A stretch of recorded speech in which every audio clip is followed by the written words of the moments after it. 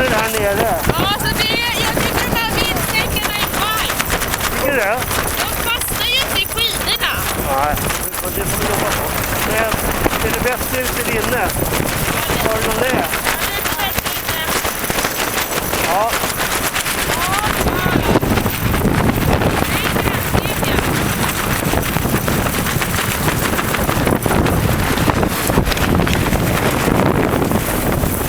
Vi kanske kan börja bryta då i så fall. En vindsträck är borta, 2000 spänn. Så var rädd om grejerna.